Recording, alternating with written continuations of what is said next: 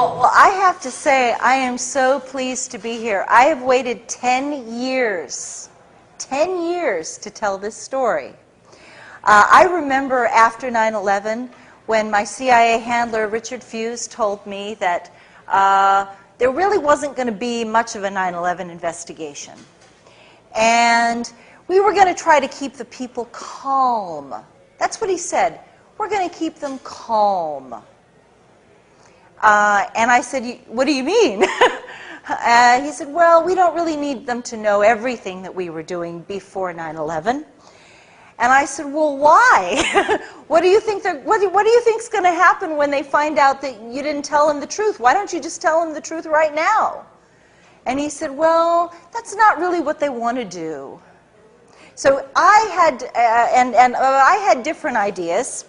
I will tell you straight off the bat that right after 9/11, my CIA handler received a $13 million payoff from the 9/11 investigation that was supposed to be money used for the Iraqi, to secure Iraq's cooperation. And I ended up getting indicted on the Patriot Act. I was the second non-Arab American ever indicted on the Patriot Act after Jose Padilla. And my crime was in opposing terrorism and going to Congress, and I had spoken to the staff of Senator John McCain and Senator Trent Lott, and I had pounded them. I called their chiefs of staff, their legislative directors, and their foreign policy people, and I said, I'm an asset who covered Iraq and Libya at the United Nations, and I have a story to tell, and you need to hear what I have to say. And within 30 days, I am not making this up, this is actually, thanks to the Patriot Act, all of my phone calls to these offices are taped by the FBI, so I can actually prove that they occurred.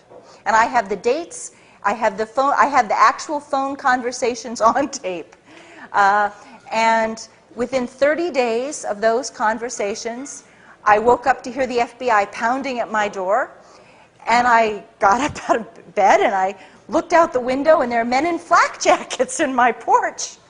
And I opened the door, and they come into my house, and they're like, Ms. Susan, and the FBI agent is shaking.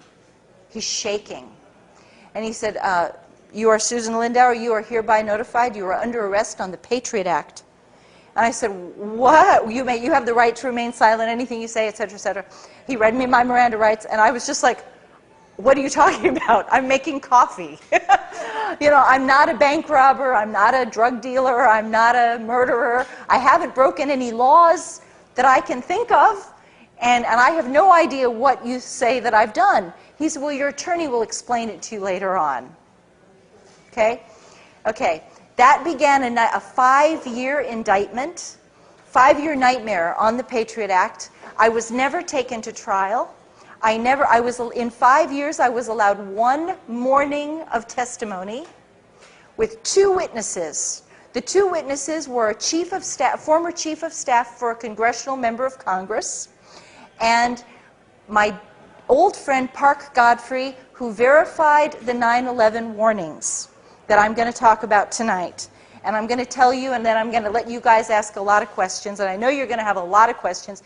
I'm going to do my best to answer as honestly as I can. I do not have all the answers, but I will tell you up front that I believe there was both the hijackings, and that does not mean that I'm right and you're wrong.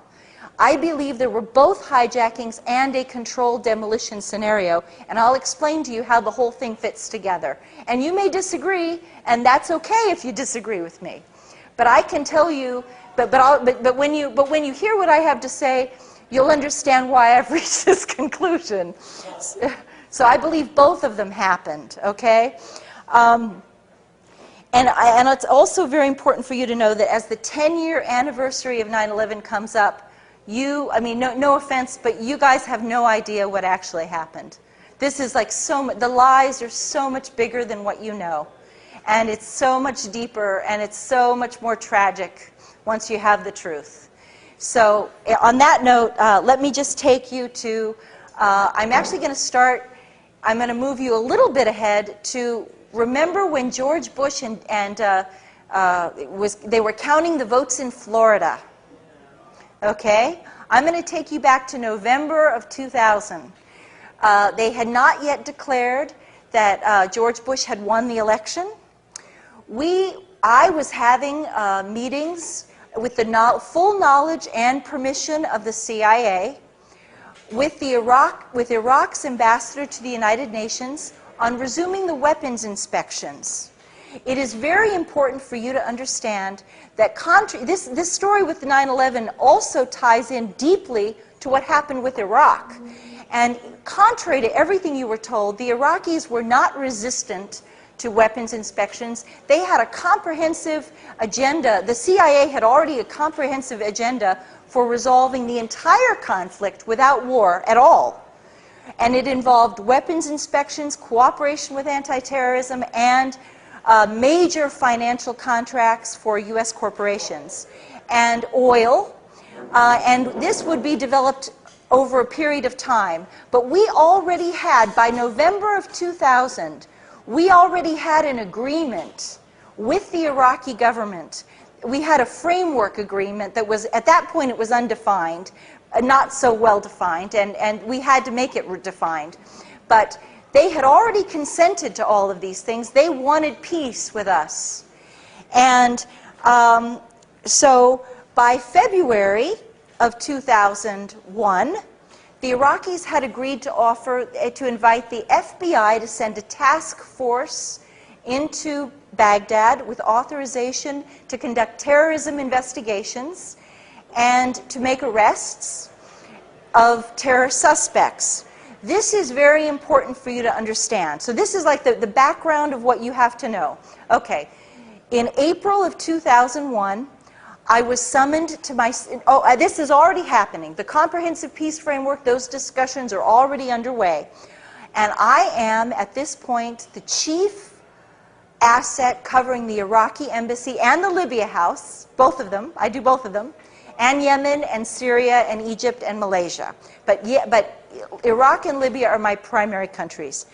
And so I'm a back channel, which means that the U.S. government gives me messages to give the Iraqis, and then the Iraqis give me messages to give to Washington. So I know everything.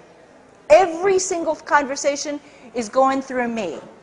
And I can tell you that in April of 2001, I was summoned to my CIA handler, Dr. Richard Fuse, and he said he had a message for me to deliver to New York at the earliest possible convenience.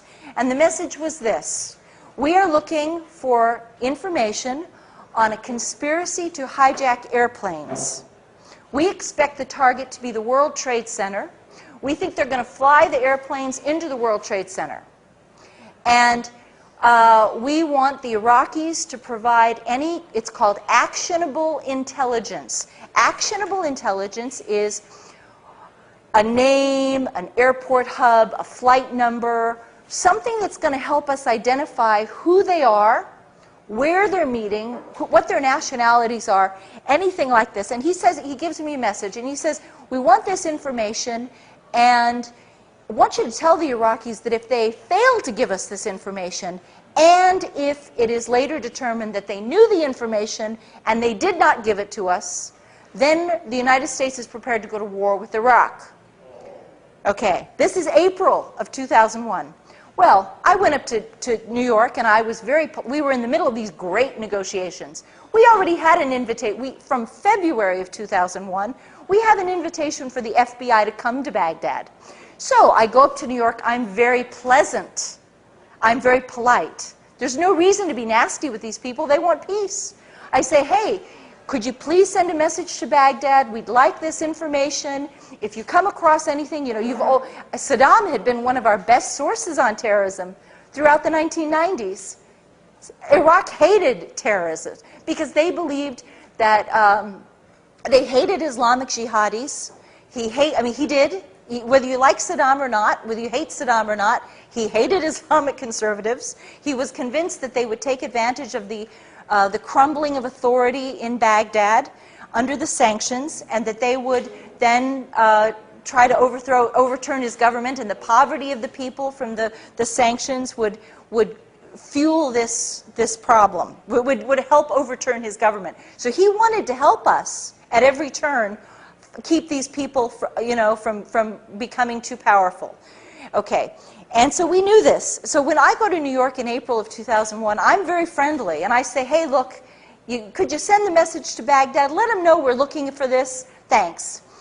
And the message from the Iraqis in April of 2001 is, hey, send the FBI. We've already agreed to send we've already invited you to send the FBI. Come on. Tell them, just bring them on. Sure. Wow, you didn't know that, did you? Okay, so I go back to Washington, and I get a phone call from Richard. He said, come down to my office. I want to hear what they said. I go down, I said, oh, I was real polite. Yeah, I gave him a message, sure. He said, I didn't tell you to be nice. I told you to tell those, this is going to be on television, right? This is going to be like, okay, well, I'll soft pedal what he said. He was like, you go back to, you stupid goddamn blankety. I told you to tell those SOB MFers, God, GD, blah, blah, screaming, circling me around his conference. I'll never forget it. Circling his conference desk, ranting and raving, waving his arms around. He didn't do that very often. He does not have that kind of personality. He's a very calm man, and he feels that if you're really angry at somebody, then the more calm you are, the more dangerous you are. That's CIA. He's old school CIA. Okay, so he's screaming now. And I go back, he's like, you go back to New York and you deliver the message exactly the way that I told you to deliver the message. And I said, well, Richard, I don't want them to think I'm threatening them because, I believe in negotiations and conflict resolution. He said, no, I don't want them to think you are threatening them. And he said, I don't want them to think I am threatening them. I want you to tell them this threat of war originates at the highest level of government, above the CIA director, and above the Secretary of State. That it would be three men: President George Bush, Vice President Dick Cheney, and Secretary of Defense Donald Rumsfeld, and no one else. Those are the three people who are threatening war. And I want to be really clear about the message that I was ordered to give them. We demand that you turn over any fragment of intelligence outlining a conspiracy involving airplane hijackings and a strike on the World Trade Center. If you withhold this information, if we discover that you have withheld this information and the attack occurs, then we will bomb you back to the Stone Age. You will be bombed harder than you've ever been bombed before. You will be destroyed. You've never been hit the way we're going to hit you now. Okay, so I went up and I delivered that message. This is May of 2001. In June and July, practically every single week, my CIA handler, Dr. Richard Fuse, and I talked about 9/11. And it was very clear that the intelligence community was being prepped for two things. One, to expect airplane hijackings. Now, I have to be honest with you, because I know a lot of you are interested in the controlled demolition. They prepped us to expect the airplane hijackings. They told us about it. Like my CIA handler demanded that Iraq had to give us this, and they insisted that if it happened, there would be dire consequences. Now, what you're going to see in my book, and we have more copies of my book outside. We've got more here too. There was something else going on that summer that was really beautiful. This peace framework that we had been working on was magnificent. It was turning out just glorious for a peace dividend. The Iraqis were now offering the weapons inspections, which of course the United States had very rigorous standards for the weapons inspections. Iraq was offering cooperation with anti-terrorism to allow the FBI to go in. And Iraq started to offer a lot more. A lot more came on the table. By June and July of 2001, Iraq was offering the United States preferential contracts. Now think about the economy today. Preferential contracts for the United States corporations on telecommunications, healthcare, hospital equipment, pharmaceuticals, transportation. Iraq offered to buy 1 million American manufactured automobiles every year for 10 years. Think of what that would have done to the economy. Think about non-dual use factory production. And all of this was because the CIA was like, you know, if we're going to give up these darn sanctions, we're going to we're going to take a pound of flesh with it. They had no, you know, and whether you like the CIA or not, and most of you, 99% of you don't like the CIA, I realize that, of course. But the CIA was doing what it's supposed to do, whether you like it or not. They were taking care of what is in the best interest of the United States government, with the best interest of the United States economy, and they were not going to let Iraq punish the United States. And I hated the sanctions. I was doing this because I hated the sanctions. I was doing it because I thought, because they had destroyed education, they wiped out literacy in a single generation, they destroyed the hospitals and the healthcare system. Iraq performed the second heart transplant in the world, and we wiped them out. Okay? 11,000 people died every month. By the end of 1996, 500,000 children had died of sanctions, and they only counted 5-year-olds and younger. They didn't even count the 6-year-olds, because the United Nations was holding back the numbers. And after that report in December of 96, they stopped counting it. The United Nations never published another report on the deaths. So frequently what you will hear is that only 500,000 children died, but in fact they continued to die, and approximately 1 million children died. They were babies. They weren't even alive when the first Gulf War happened. This was an offense against, you know, this is genocide. This is a mass genocide. So that's my motivation. But the CIA did not have my motivation. They were out to make sure that the United States was not going to be punished for what they had done. And I was like, and believe me, by this point, we just wanted to get rid of the sanctions. The Iraqis were like, if they'll get rid of the sanctions, you bet. We'll give them anything they want. So before 9/11, you could have had every single thing you possibly could dream of. And if the CIA could have thought of more to ask for, we would have. We would have asked for, it was shameless. Okay, so you have peace that's breaking out in the Middle East.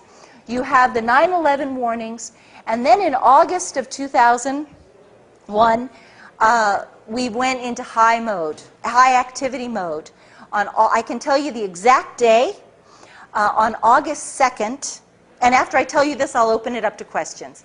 On August 2nd was the Senate nomination hearings for Robert Mueller to head the FBI. He was going to be the FBI director. And I was on the phone with my CIA handler, Richard Fuse, and I said, there's not one single terrorism investigation this man hasn't thrown. Oops. That's okay. He threw the Oklahoma City bombing investigation. He threw Lockerbie.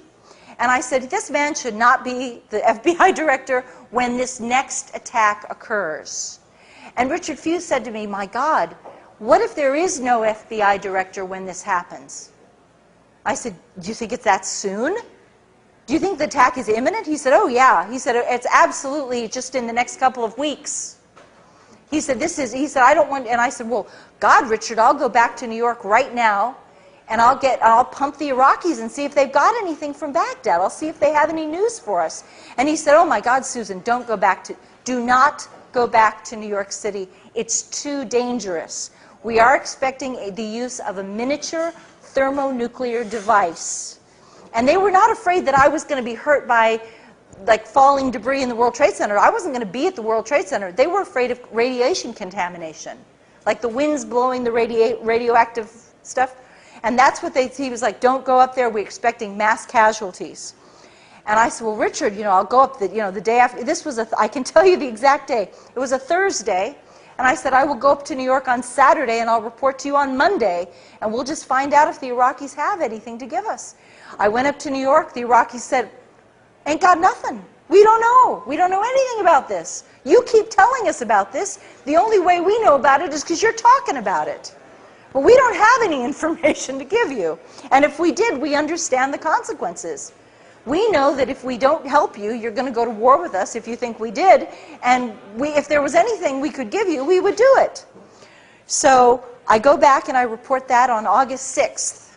On August 6th, there is a memo to the president telling him that this is a high security threat, that it is an emergency level, that it's imminent. Okay. At my meeting with Richard Fuse does something very important. He tells me that because of my direct contacts with Iraq and Libya, I should be the one. I am perfectly positioned, because everyone likes to think that Iraq and Libya are involved in terrorism to begin with. I should be the one to contact U.S. Attorney General John Ashcroft's office.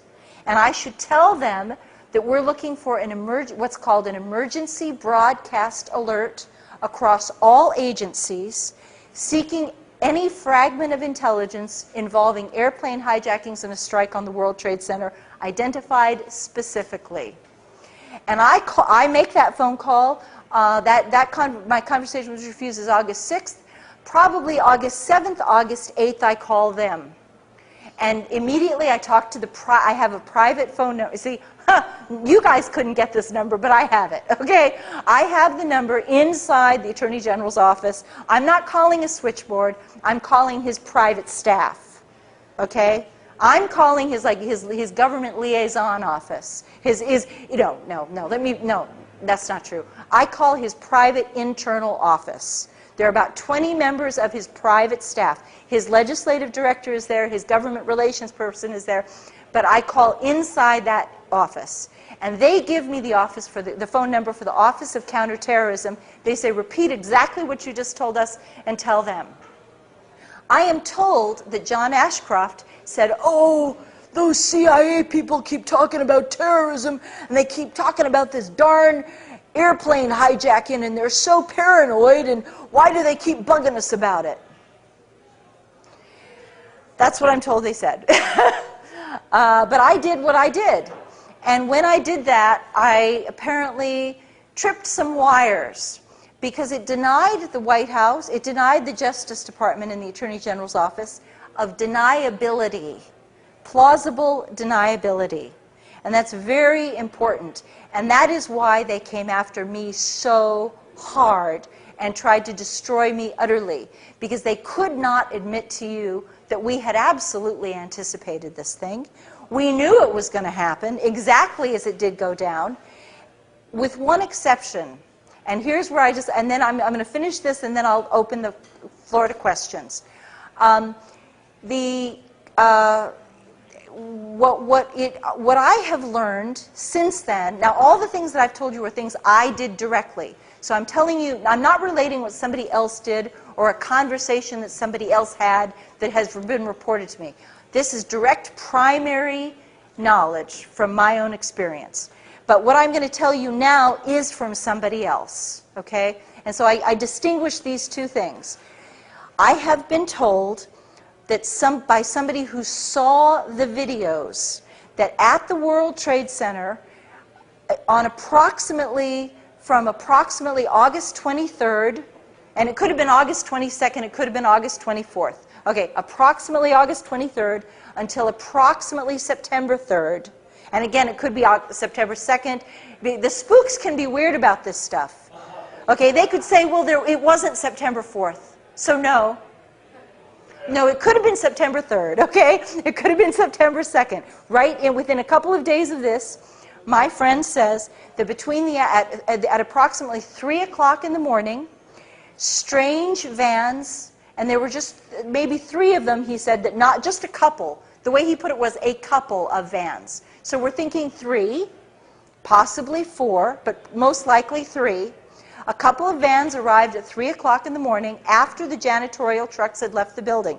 It's very important because they were able to identify the vans according to make, model, color, and there were no markings on the vans. But the janitorial vans did have markings.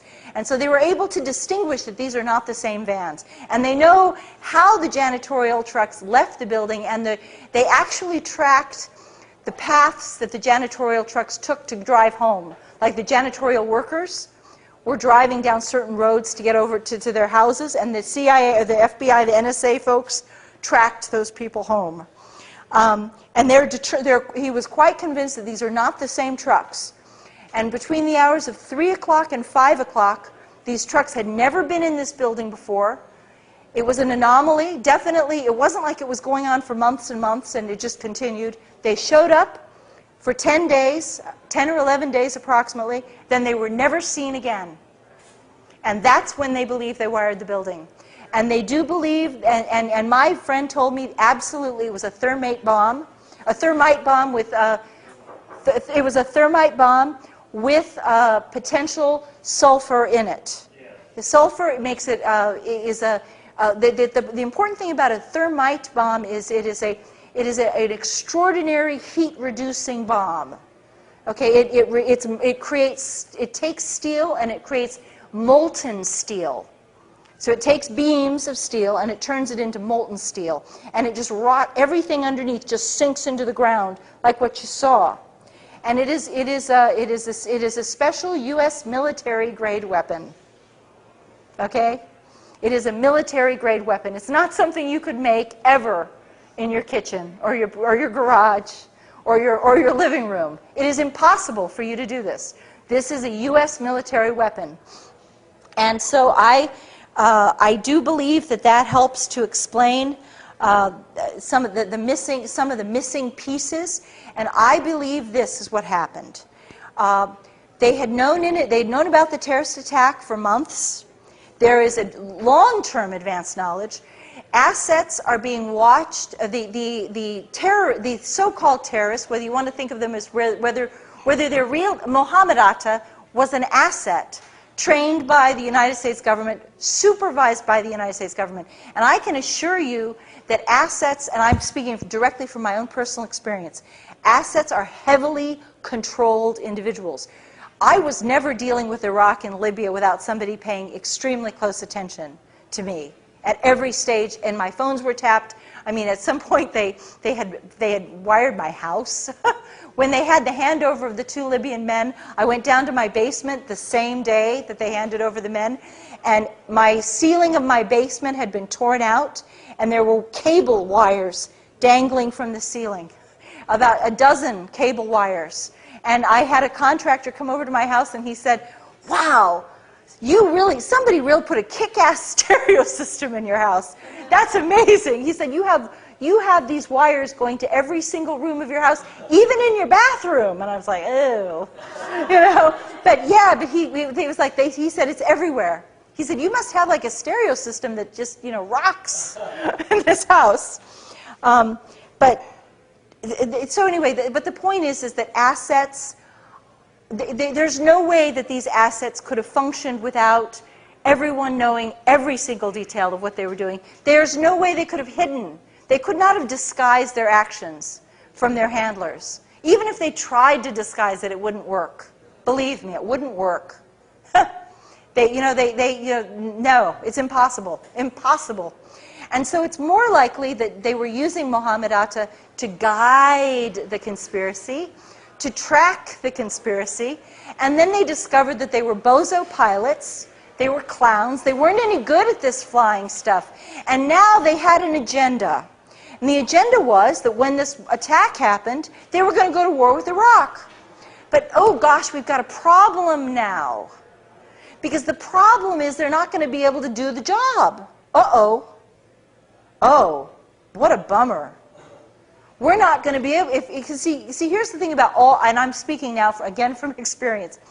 The 1993 World Trade Center attack killed 5 people. The bombing of the USS Cole killed 12 people.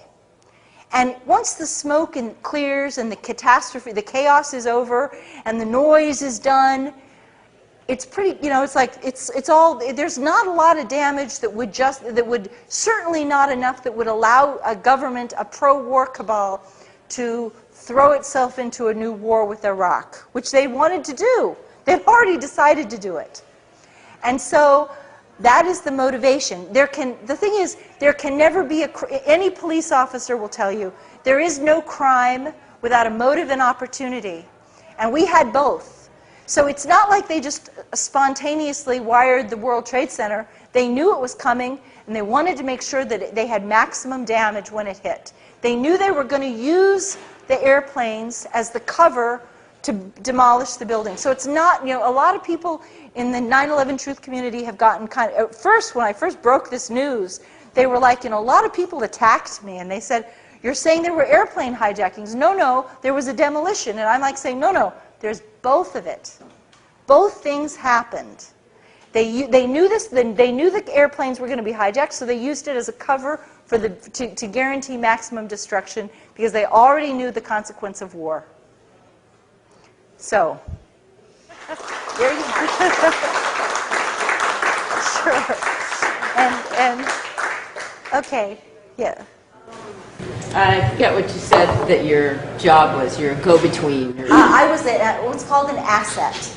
Right. Okay. I was an intelligence asset. I was supervised by handlers for the CIA and the Defense Intelligence Agency. I was not covert. I was covert from your end. Like you guys, the American people had no idea that President Clinton had opened up a back channel, because they didn't want you all to know this. But in fact, from the very first meetings that I have at the Iraqi embassy and the Libyan embassy, they were told who I was. They knew that I was a passionate anti-sanctions activist and passionately anti-war. I hated the first Gulf War, I protested the Gulf War, and I wanted to do anything that I could to try to create a communications. They couldn't have a formal communications because of the sanctions. They were officially on the pariah list, and yet they had to have some kind of communications and discussion in order to on terrorism specifically. So my question is, you were a back channel between everybody. I find it odd that your boss doesn't talk to the people in the administration. Oh, they did. They sent you over there to yell at people. Well, tell them. I think that he did. I know that he did. I know that he did. Well, what he did was, I believe, and I could be wrong about this, but I believe that he contributed to the White House memo on the presidential directive instruction request. There's a formal term for that. I'm afraid I don't know I can't remember off the top of my head what it is. He did contribute to that, and he had vastly more information than I did. I was getting all my knowledge from him. But the fact that we needed fast turnaround on this, because we thought the attack was within a couple of weeks. In fact, the attack didn't occur for this was August 6th, and it occurred over a month later. But we thought that the attack could come as early as, the 3rd or 4th week of August. We thought it was imminent. And so, well, he probably did also. Everybody was doing it. See, this is the thing that, no offense, but there was so much discussion about this attack. Everybody was talking about it. George Tenet had some meetings. Other analysts had meetings at the White House that Condoleezza Rice has conveniently pretended didn't happen. But there was a lot of knowledge, and the fact that I would be able to get the Attorney General's attention and the staff attention by saying I'm in direct contact with Iraq. That's kind of like a bona fide thing that in the CIA. That's they call it bona fide. More information to them is better. Yeah, exactly. We were, and it wasn't like a supervisory thing. At that point, they wanted someone with direct contact, because I had direct contact with the events, and I could cite that and say, you need to listen to me, because I spoke with the Iraqis on Saturday, and I need to tell you this. You see what I mean? So I'm sure he also did. I know he did other things too. Okay. In the course of your talk, what I haven't heard is any real evidence that there was a genuine jihadi plot. Maybe that's in your book, but you haven't said anything to show me that such a plot existed. In fact, the impression I get from the evidence that you presented about what your bosses were talking about and what was going on in the U.S. government is that the U.S. government was trying to create a predictive situation with this attack. Yes. Which, in my opinion, could well have been the sum and substance of the attack. And that, as I said, I haven't seen anything that you said that shows me that there was a genuine jihadi plot. This is a very good question, because it's really questionable that there was a jihadi plot. I do believe there were hijackers. Now, I have to tell you that I do believe there were hijackers. On the other hand, I know that the people that they did identify were assets. Okay? They worked for the United States government. And they were the men who were identified as the hijackers were not jihadis. They were not devoutly religious men. They went to strip clubs, they drank alcohol, they smoked cigarettes, they chased women. Real deep, authentic jihadis would do none of that. They were, you know, and so it's really curious to me as to what their, and I don't have an answer for you, unfortunately, but what their final minutes must have been on this earth. What did they think they were doing? I truly do not know. I don't know if they thought it was just a training exercise. I don't know if they thought, I just don't know. But I do not believe they were real jihadis. One other point. You say that there was a point in midsummer 2001 when the CIA and elements in the U.S. government may have become concerned that having planned this event and prepared for it, that the alleged jihadi pilots weren't going to be able to accomplish the goal. Yeah. Well, now, according to the official version of 9/11, they did accomplish the goal of flying the airplanes into the buildings. And so, do you think that the CIA made a mistake and underestimated the talent of these pilots? Well, here's the thing. They did fly into the building. Of course, they did. And they could have been on automatic pilot. That makes sense. We know that there was a heightened GPS and heightened cell phone activity that is very unusual. Usually the GPS only works it doesn't work at certain altitudes. And at a scale of like 1 to 10, the GPS signal was working at a 10, whereas ordinarily it might work at a 4. See? And so something was helping boost, and it had to be boosted. It couldn't have just spontaneously done this on its own. Something had to be boosting the GPS signal. And it's just a matter of scientific requirement that it had to be boosted, and it was. The cell phone was the same thing. Some people have tried to say that the cell phone conversations did not happen.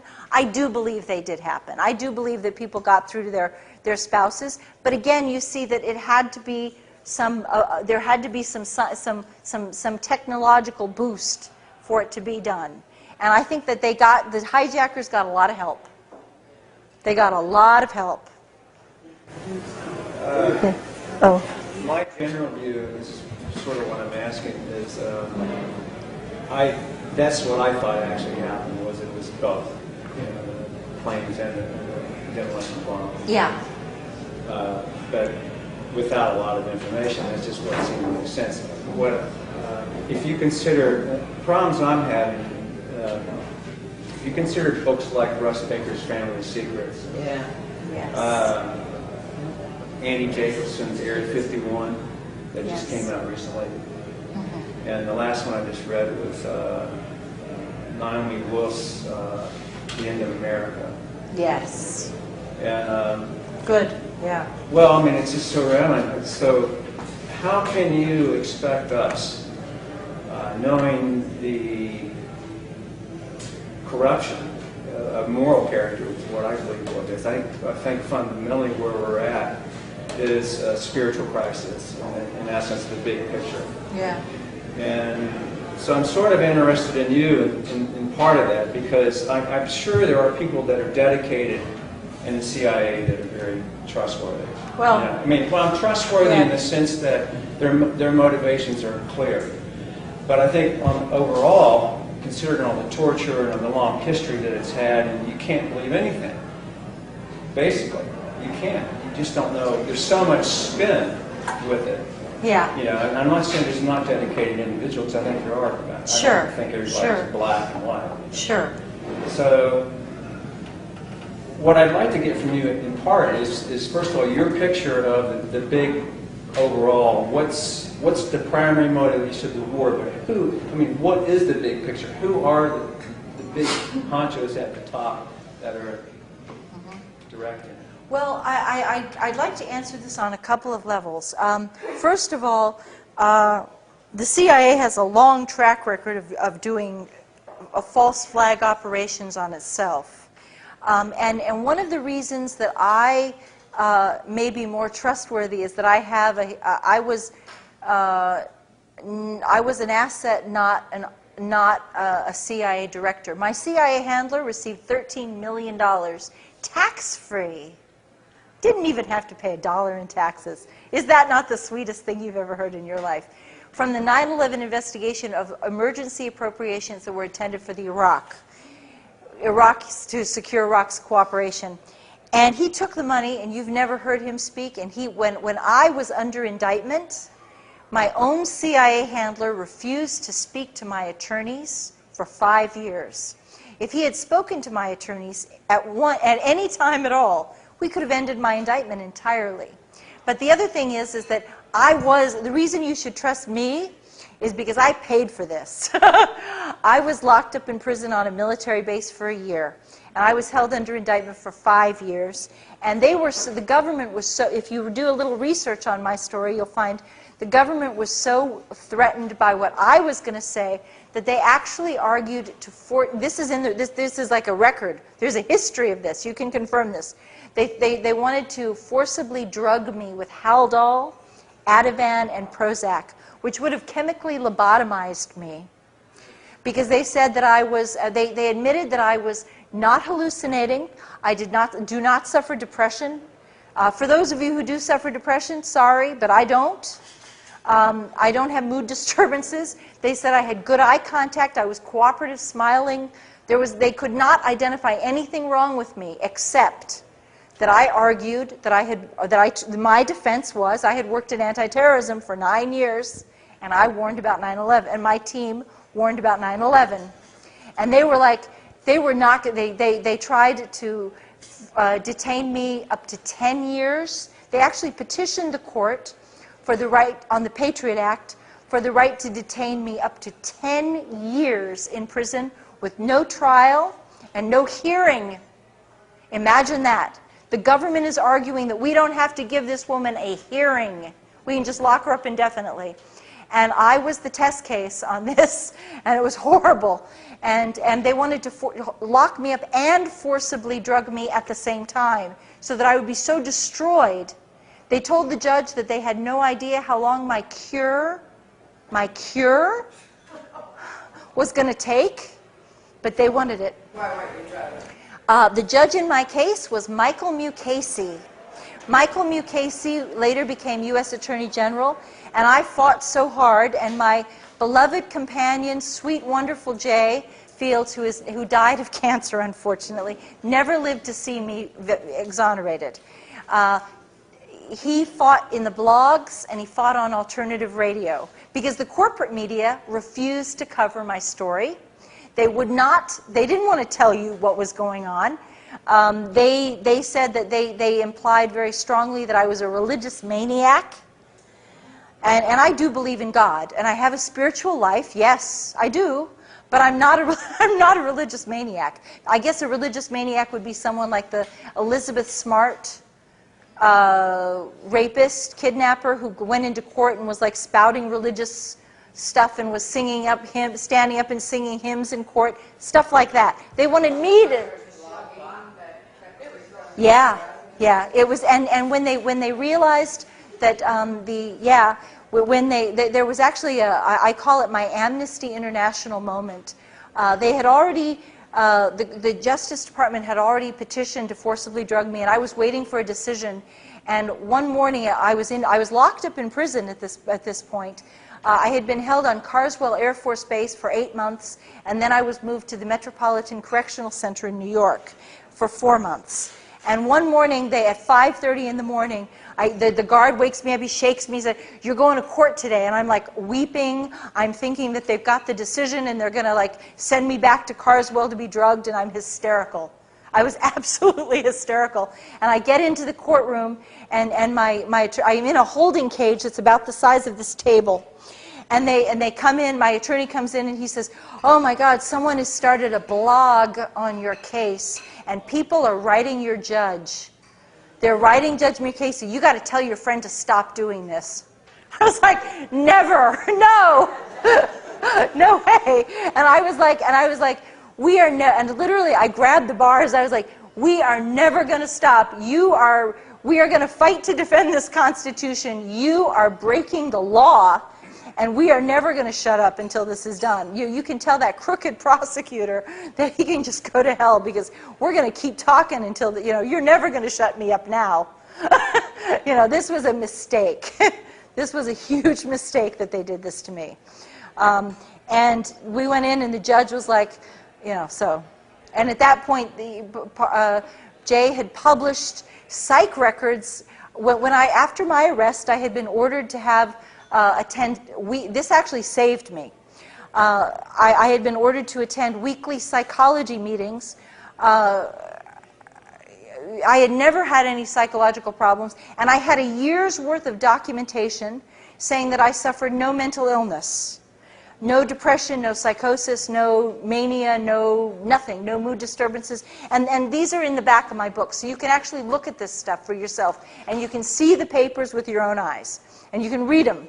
The judge was like, "Well, this is extraordinary. You're telling me this woman is incompetent and she's suffering from this grave mental illness, and yet she has all these records which are on the bloody internet. Why are these papers not in my courtroom?" And the judge was like, "This is just not going to happen." And at that point, I was saved, because the judge was like, "This woman is not cooperating." If I had been cooperative, they would have done it. If I had been passive, they would have done it. But I'm a fighter, and they still wouldn't give me a hearing. And I know how to fight. I'm an activist and an asset. Believe me, I know how to fight.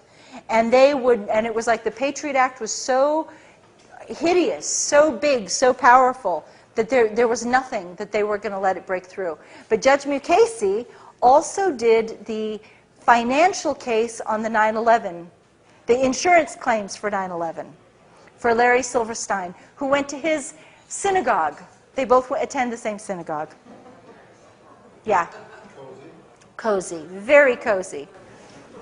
Did Muhammad Atta willingly sacrifice himself, or didn't he know what was going to happen to him? I do not know. I do not know.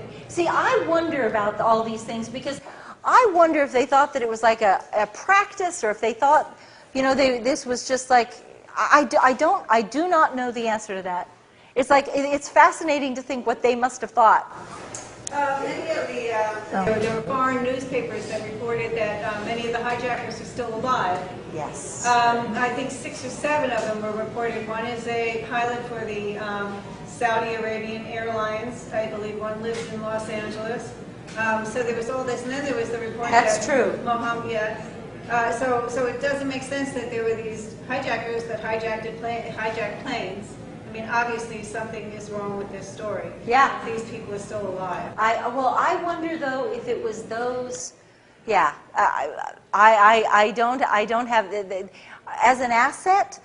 This may frustrate. This is probably going to frustrate you. I'm trained to stop where it's very much compartmentalized, and there are certain things that I know from my own direct personal experience that I can tell you, and then there are other things that I'm taught just to draw a line. And it may drive you crazy, but there's some things that I cannot answer because I don't know. And as an asset, I'm told to stop, and to always distinguish what I actually know from what I don't know. And that's one of the things I don't know. Sorry, but I do believe there were hijackings. But to hold on to the story that there were hijackings. Well, I have do the believe hijackers alive. I don't know this. Well, but we don't necessarily know who the hijackers were. We also have other information that some of the serial numbers of the planes were located several years later, as the planes are still in existence. So there's a lot of very strange. Very strange. There's a lot of strange. And then that plane that went down in Pennsylvania with no plane parts. That was shot down. No plane parts anywhere. There was a plane that was shot down, and I know that there was a pilot who shot down one of the airplanes, and he is locked up in prison in Florida right now. What's his name? I don't know. I could get it for you. I will get it for you. I'm sorry. I've been told his name before, and I'm actually doing a radio interview with Michael Herzog tomorrow, who's the one who told me about the guy. And I will get that information, and I will pass it to our friend over here, and we'll get that to you. Because he needs help. The last I heard, he was still in. It could be that I hope he's been released, but the last, and he may have been released by now. But the last I heard, he was still in prison, and if he is still in prison, it'd be awfully nice if you guys could help him. Who's to gain, who's to lose? Well, I believe. I mean, the tragedy was that it was so. Before 9/11 ever happened, they already knew about this peace framework. And they already knew that they could have, the United States would receive no punishments at all or no punishments. They would not face any problems because of the years of support for the sanctions. The Iraqis wanted the sanctions off so badly that they were going to give the United States everything that they could have wanted. So this is even going on before 9/11 happens. And they were going to give them, 1 million American-made automobiles every year. Telecommunications, that would be satellites, phone, TV, the CIA could have been, snooping through all the Middle East phone conversations. It was crazy what they lost. Healthcare, hospital equipment, pharmaceuticals, just on and on, just amazing things. Oil. Yeah, they could have had everything, even oil. And the only group that wasn't going to benefit was the military-industrial complex. Because this would have been peace. This would have been a very prosperous peace. Believe me, the CIA was driving a hard bargain. Anything that we could think to add, and I have to say, again, I'm anti-sanctions, so I know that a lot of people would say, well, that's not fair to do to the Iraqis, and I agree with you. I agree with you. But it was what the CIA wanted, and they were going to have every single thing that they could think to get. And they wanted, and at the same time, we all knew that it would have to be tremendous to appease George Bush, because he was out for, the Daddy Bush fantasy, this delusion. It was a delusion. But the one group that was not going to benefit was the military-industrial complex. And they were going to be the big losers in this whole thing. They were not going to be able to have their wars. They were not going to be able to sell their military weapons systems. The $400 billion, we wouldn't need all for this equipment or that equipment. They wouldn't need any of it. And so they were the losers, and they were just too powerful. Okay, this isn't actually a question, but a brief comment. Okay. We were talking about the Pennsylvania Flight 93 alleged crash. Yeah. And I just want to say that anyone can claim to have, any pilot could claim to have shot down the airliner. That's easy to claim something like that, but did it happen? And I just want to point out that not only was there no plane debris at the alleged crash site, but neither was there a debris field anywhere else. And we know from incidents like Lockerbie that when a plane blows over land, it leaves a debris field. But there was no debris field to be shown. Well, it's also the Pentagon. It's also the Pentagon. I do not believe that the Pentagon was hit by an airplane. I mean, they're saying all that debris suddenly was magically just removed. There was no airplane there either. So it's there's still a lot of questions about 9/11 that I cannot answer for you, and I'm sorry. I wish these are good questions you're asking, and it's not like I'm trying to blow you off. There's just some things I don't know, but hopefully I'm going to give you enough new information that you'll be able to put some more pieces of it together. Yeah, you mentioned your compartmentalized structure of the agency. Yeah. And I think that's pretty well understood how one person can be sitting here working on a project, the next person's there, and they can't, they're not allowed to really look at what the other one's doing. Yes. In light of that, I think you're probably aware that it's been documented there were somewhere in the neighborhood of 25 military drills running on 9/11. Yes. That is absolutely unprecedented. Not only that, September 10th to not only 12th. that, there was one drill that was specifically on a hijacking that was exactly the scenario that we're told transpired. And it's you've probably studied Webster Griffin Tartley's analysis of this 9/11 synthetic terror made in USA. How he breaks this down very convincingly, I believe, that the operation was conduited through the drills, and certain people were doing certain things, and probably likely didn't even know that they were involved in an operation this big. Yes. And couldn't share information because of this compartmentalization. And I'm just wondering if you've had an opportunity to talk after all of your ordeal with anybody else who was able to confirm any of this. Well, I will tell you that the 9/11 conspiracy is based on something called Project Bojinka. And are you all familiar with Project Bojinka? Okay, Bojinka was designed by Ramzi Youssef, who was the mastermind of the 1993 World Trade Center attack. And he conceived that in his grand scheme, 11 airplanes would be hijacked and would strike different targets all over the United States. The World Trade Center would be one, and then they would hit the White House, they'd hit the Justice Department, they'd also hit like Chicago, they'd hit Los Angeles, and throughout the whole country there'd be strikes.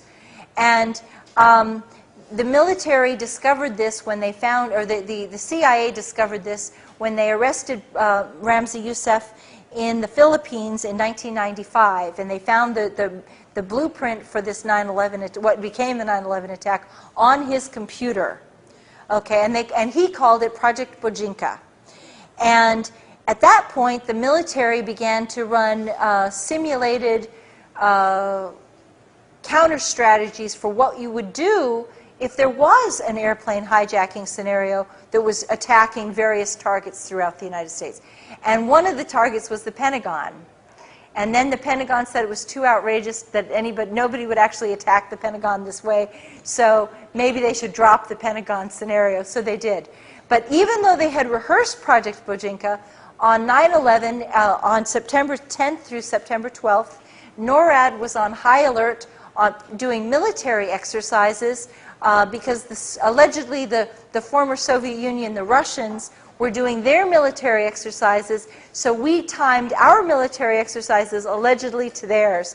And they were supposed to be on heightened alert just in the course of practice. They were supposed to be on heightened alert for any invasion of sovereignty of airspace, sovereign airspace, on those dates. And yet, even though the military was on high alert, they took no action when the airplanes were hijacked, and they didn't scramble. They didn't do any. They broke all of their own protocols. But weren't they mostly sent up in directions away from the There you eastern go. seaboard? Yeah. Yes.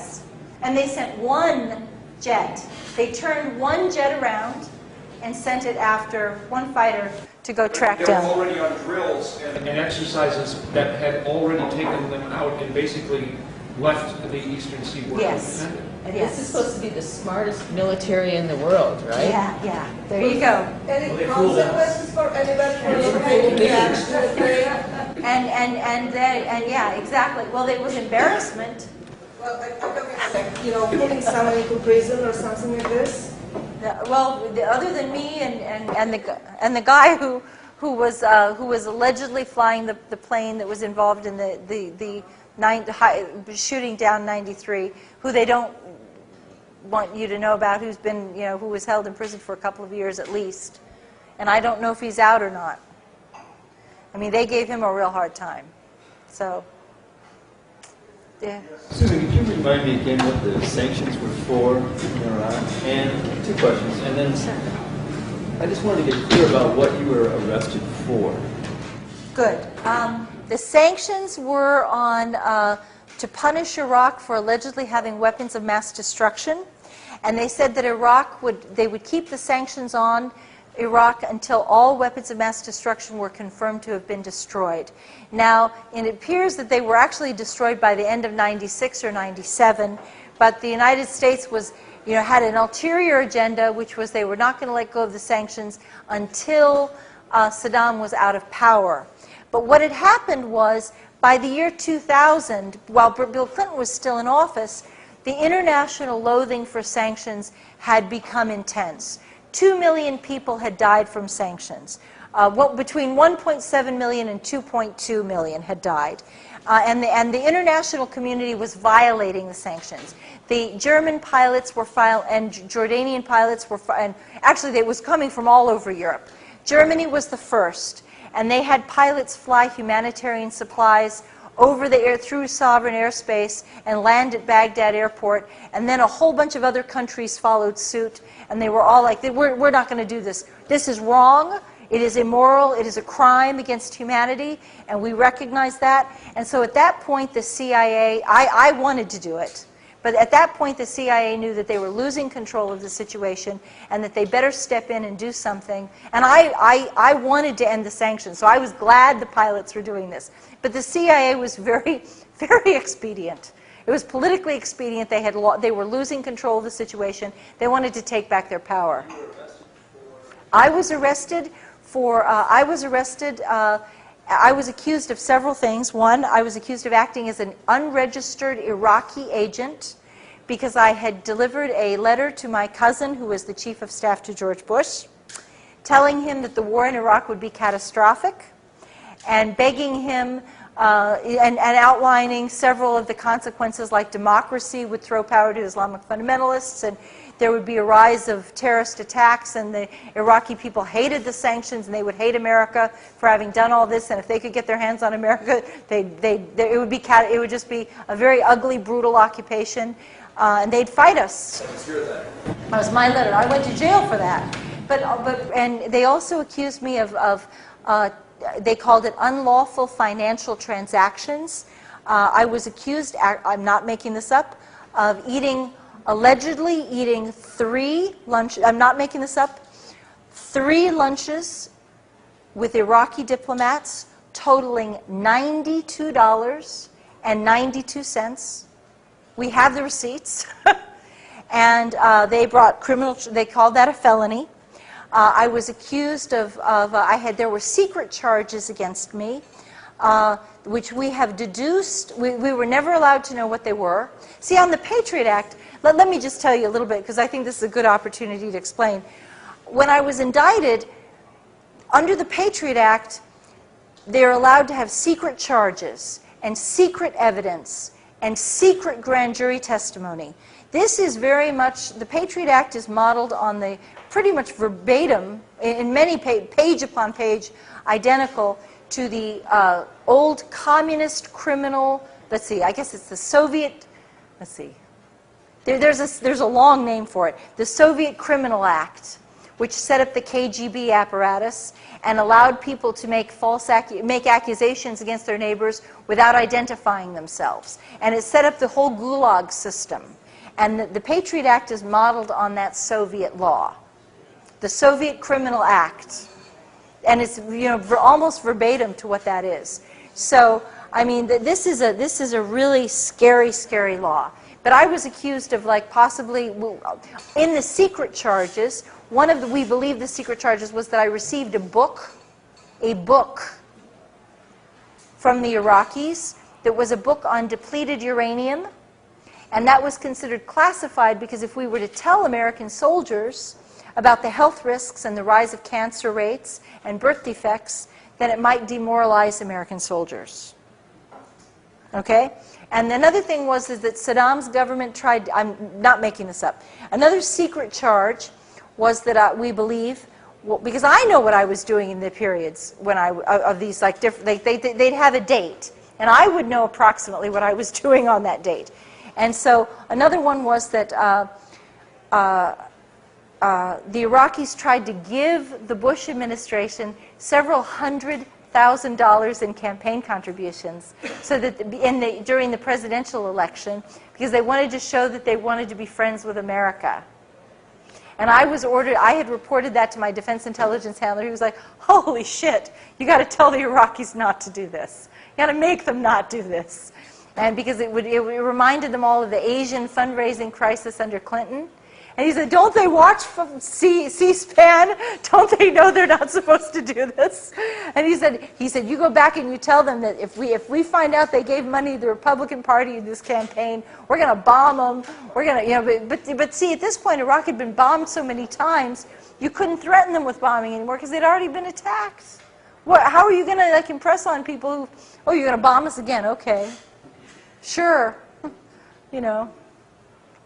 so. This is kind of a rewind to earlier in the talk. 20 minutes. But I just wanted to know how you knew that Muhammad Atta was a CIA asset. That's been very well established. They've admitted that he was a CIA asset. So could you send me to like a reference or something so I'd be able to verify that? Can you find something? I will find a reference for you and give it to these guys and yeah, sure. I'll get you some references on that. But it has been verified that he was. And he received some military training too. Sorry. So, I look on the audience here. We're pretty old. Do you go to I'm sorry. No, that's okay. I'm sorry. Do you go to universities or high schools, or because young people can steer things up, and do some major changes, Do you do that, or they say, no, you cannot? Well, actually, I've really just started doing this because my book came out just 6 months ago. And so I've done a lot of radio, and I've done a lot of blogging, and which is more youth, I guess, more younger. I don't know if that's not fair. That's not really fair to say that it's younger people. But I do a lot of radio and a lot of people, a lot of new media stuff. How about college campuses? Yeah. I would love to do that. I would love to do that. If I can this is really my first kind of book tour. So, but I would love to go to college campuses. I'm just kind of figuring out how to do it. Because part of the problem is the corporate media will not cover my story at all. Even when I was locked up in prison, one of my favorite stories, I know you guys all love Amy Goodman, but Amy Goodman told Amy Goodman, oh, okay. Yeah, well, you gotta hear what she did to me. When I was locked up, my boyfriend called her and talked to her producers and said, please, Susan is the cousin of the chief of staff to the president. She covered the Iraqi embassy. She warned about 9/11. She's locked up on a military base on the Patriot Act, and they're refusing to give her a hearing.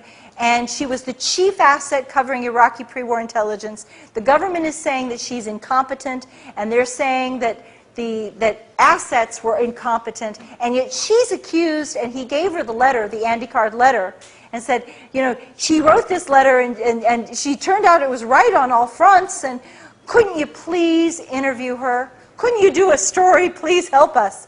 And you know what she did? She said, well, maybe her attorney thinks this is a good strategy. We wouldn't want to upset things for settling the case.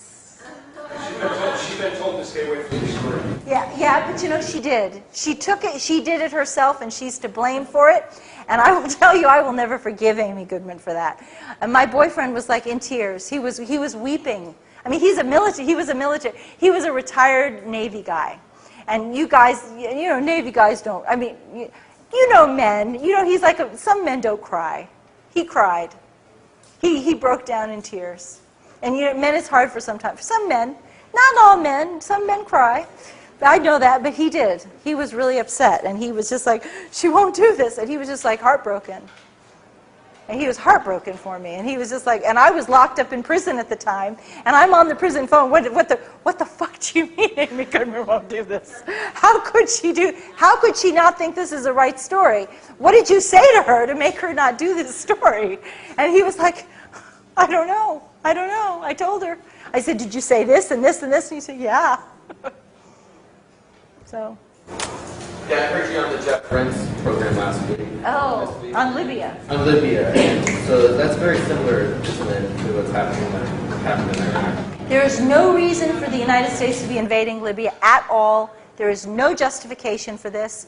It's ironic because we're fighting Al-Qaeda in Afghanistan and Iraq, and Libya is actually, the Libyan rebels are radical Islamists who are trying to institute Sharia.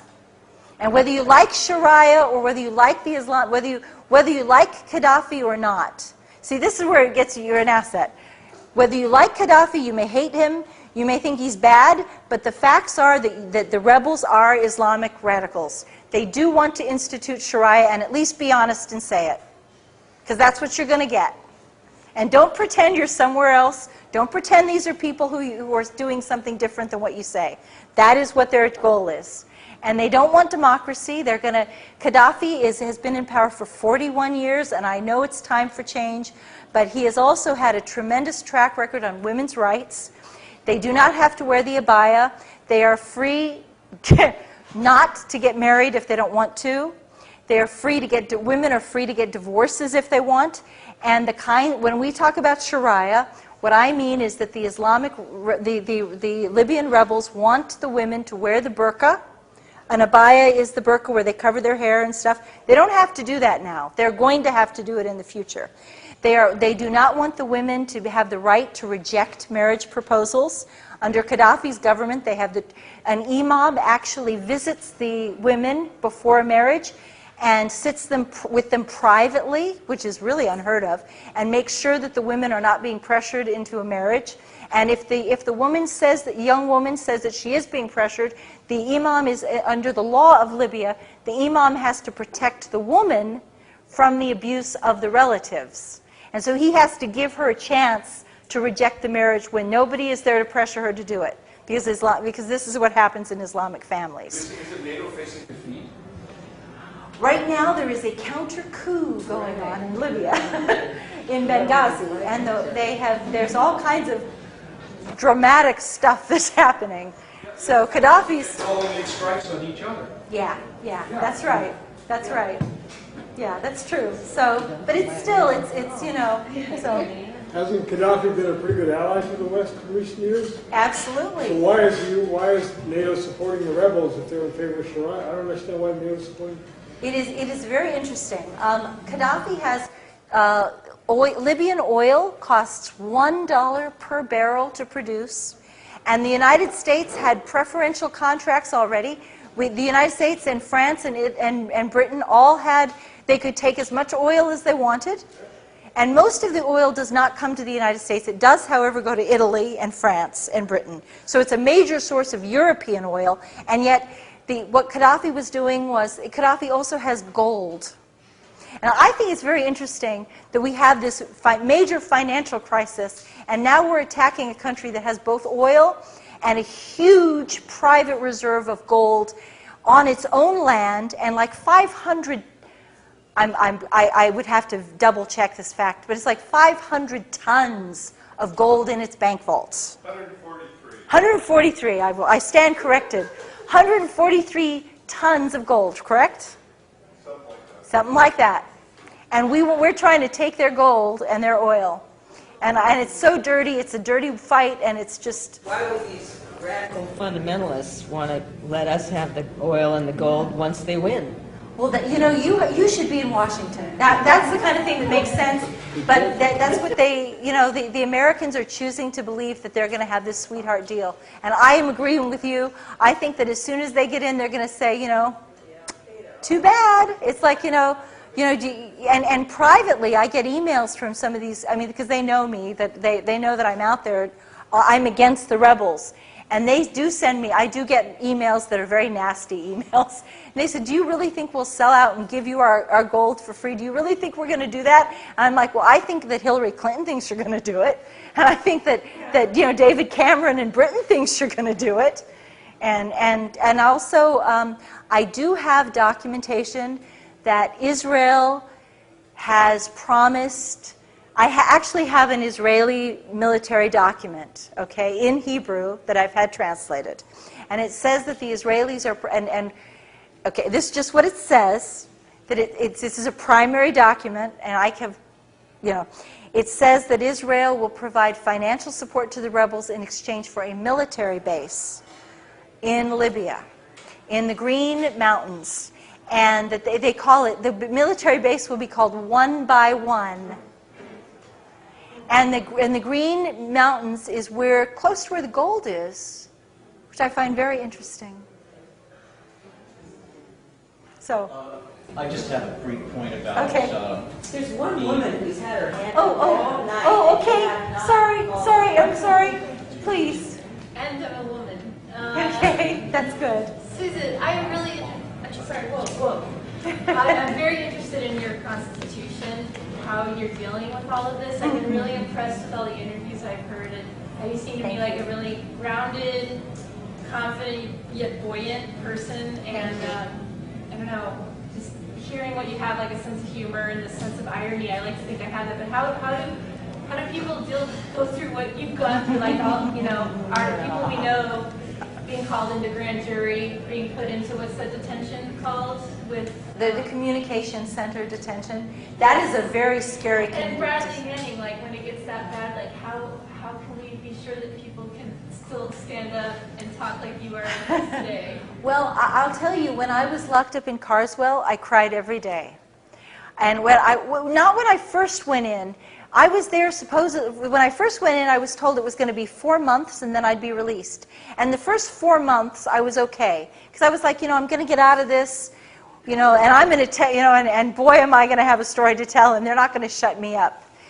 But when they refused to release me, and I realized that I was not going home, and at that point, they dropped the bomb on me that they were trying to hold me indefinitely. And only when I thought I was going to be held indefinitely. And then that continued for another 8 months. I became absolutely terrified out of my mind. And I began to have very serious post-traumatic stress. Well, you were saying you hadn't gone through depression before, and I was just wondering how... I went through deep anxiety, and I was just, it was like my blood pressure was, the stress level was like, it was like a war. A constant war. I was so frightened. I actually colored my hair. Okay? My hair actually went white. And it did. It went white. So you had contact with people you needed to have contact with? No. And I'll tell you something. I was locked in prison, and they would not let at that point I had a public attorney who made no effort to get me out. And my uncle, who, God bless his heart, lived in Illinois, was driving 700 miles. He was an attorney, though. He had 40 years of experience in corporate law. So he was not a criminal attorney, but he was an outstanding attorney. He read the law. He read up on my type of law. He studied what I needed to do and to move out of the situation. And he made 3 efforts to see me. But because I was locked up in what they call now they're calling a communications center. Yeah, scary people. Yeah, and all the political prisoners, all the women political prisoners are being held in Carswell. So if any of you guys are ever arrested on the Patriot Act, you'll be seeing the inside of Carswell too. But they don't have to let the attorneys onto the base. And so even though he was both family and an attorney, and he was coming on visiting hours, he was showing up when when other family members were allowed on the base. Like if you were in prison and you would be able to have your family members show up. He wasn't asking for any special privileges. We filled all the forms. It was all reported correctly. He would show up at the base and they would say, "You're going to see that Iraqi agent. You are not coming into our base. No, there is no prison here." And then they said there was no visiting hours on the weekends. And other people were going right around him and said, "You can go in, you can go in, you are not going in." And he drove 700 miles in each direction. And believe it or not, there's an affidavit from him in the back of my book. And so it's all, what I'm telling you is confirmed. It's like, it sounds extraordinary, but it is confirmed. But how did I keep my spirits up? I was terrorized. I was absolutely frightened out of my wits. And it was such a, I'm just jubilant that it's over. That it's just, it's just, I had I did have a wonderful, loving companion who died. He died 2 days after the court granted my request for a hearing. For 4 years we lived together, and he fought for me to have that hearing. And then as soon as he had cancer at the end, and as soon as he found out that we had the hearing, he died. 2 days, he didn't even live 48 hours after that. And so then I had to have the hearing without him. And that was like very traumatic, but he always had this attitude that was really cool, which was, he hated self-pity, and he wasn't going to tolerate it. And he was like, you chose your values, and you have to, and he had this attitude. He was like, you chose your values, and when you believe in something, you have to be willing to pay the price for your values. And you have to take your consequences. And he said, you should be, if you really believe in what you did, then you should be proud of yourself. And don't let these people take this away from you. So that was his attitude. so. Just one last question. Sure. I'm just not familiar with the word asset. And Robin asked that question too. Can you just help me clarify what that really is? Is that like a secretary? Oh, no. An asset is like an operative. It's like a field operative, except an asset is a human asset is the eyes and ears that goes into the situation, into the room, and has direct contact with events. So assets are that's why assets are trained to be very, we are trained to be very observant of the full situation and to be very descriptive of what we're doing. And we're trained not to change what we've seen for any reason. And that was a real threat to the Bush administration, because it's just like you don't ever change your story. Because the detail that you think is small, that you think you might compromise, could turn out to be very important because you are compartmentalized. And you're like seeing a picture of this. And they need to know what this is. They need to see what you see right here. Even if you don't know what's over there or what's over there, they have to know that this here that you're reporting is as accurate and precise as possible. Yeah.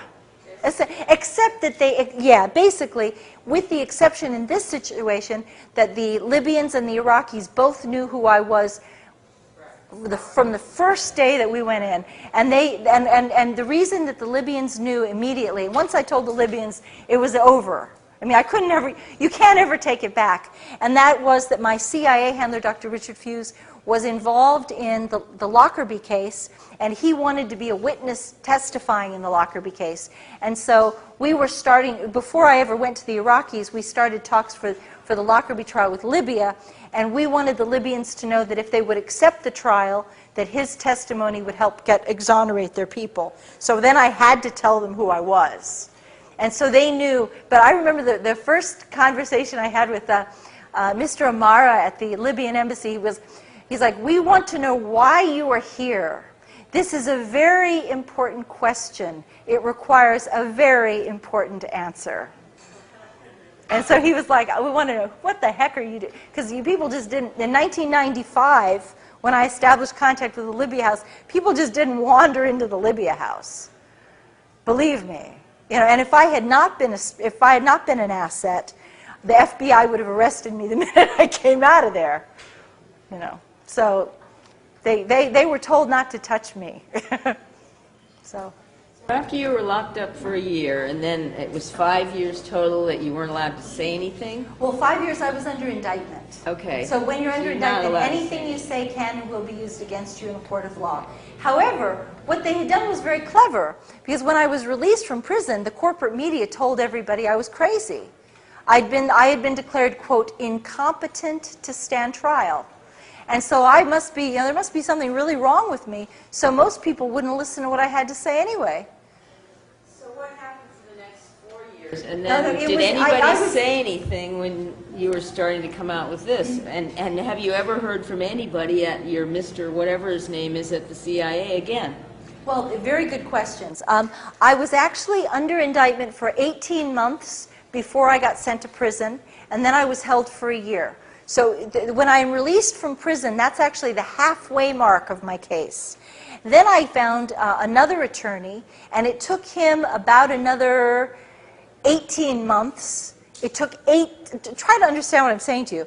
2.5 years I'm under indictment, and I'm released from prison. For another 18 months, the court refuses to grant me a hearing after I've been released from prison. Because I get another attorney, he says, I can take her case, I can work with this woman. As far as I'm concerned, she is competent to help me assist in this defense. She is capable of assisting in her own defense if I'm taking it. He went into court, he stood in front of the judge, he assured the judge that he could work with me, this was not going to be a problem. Because the reason anyone's declared incompetent is if they're not capable of helping their attorney in the case. What kind of court was it? U.S. Federal Court, Southern District of New York. The first judge was Judge Michael Mukasey. He then retired, and a new judge took over, Loretta Preska. Her husband worked for Daddy Bush. There's a surprise. So after that, what happened until now? Oh, and then so we did have the hearing in June of 2008, right before the presidential election in November. And we had begun doing radio, people like Michael Herzog at Oracle Broadcasting, Republic Broadcasting. The internet radio was giving me a lot of attention.